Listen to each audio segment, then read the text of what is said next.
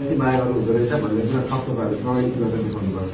तपाईँलाई एउटा कन्फ्युजन चाहिँ के रहेछ भन्दाखेरि उहाँले डडेलधुराबाट टिकट पाउने हो कि होइन भन्ने कन्फ्युजन होइन, रासोपाले डडेलधुराको उम्मेदवार सार भएर पाउने हो कि होइन त्यो चाहिँ हो कन्फ्युजन।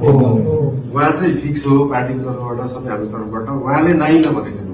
उहाँले भोलि चाहिँ म डडेलधुराबाट उठ्दिनँ, म अन्त जान्छु, म रूपन्देही जान्छु भन्नु होला, गुल्मी जान्छु भन्नु होला, मथुरी जान्छु भन्नु होला, त्यो भन्नु भएन भने चाहिँ उहाँ नै हो डडेलधुराको उम्मेदवार चाहिँ। र उहाँ तपाईँहरूले उम्मेदवार चाहिँ भन्नै मिल्दैन थियो। पहिला पनि उठिरहेको भयो, पहिला पनि एउटा साधारण सामान्य चुनाव चिन्ह लिएर जानु हो र त्यति धेरै भोट ल्याउनु किन अचम्मको कुरा हो भन्दाखेरि उहाँको पार्टी थिएन, उहाँ त्यहाँ चुनाव जितिसकेपछि मन्त्री बन्ने पनि ग्यारेन्टी थिएन होइन, भनेको उहाँको त सरकार बन्नेवाला पनि थिएन।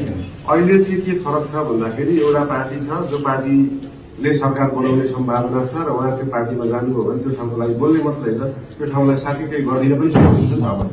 यो कुरा चाहिँ एकदमै महत्त्वपूर्ण हुन्छ। पहिला अब ठुलो पार्टीको ठुलो नेता, सानो पार्टीको ठुलो नेता, आफ्नो जस्तो नेता भए पनि यो व्यक्तिले चाहिँ भोलि सरकार बनाउँछ भन्ने सोचाइ हुन्थ्यो। त्यो भएर चाहिँ त्यो भोट मान्छेले जति भने पनि यो सरकार बनाउनलाई नै दिनुपर्छ भन्ने हो। झापामा पनि त्यही नै हो, अथवा महोत्तरीमा पनि त्यही होला, काठमाडौँमा त्यही होला, सबै ठाउँमा त्यसै भनेपछि त्यो हो।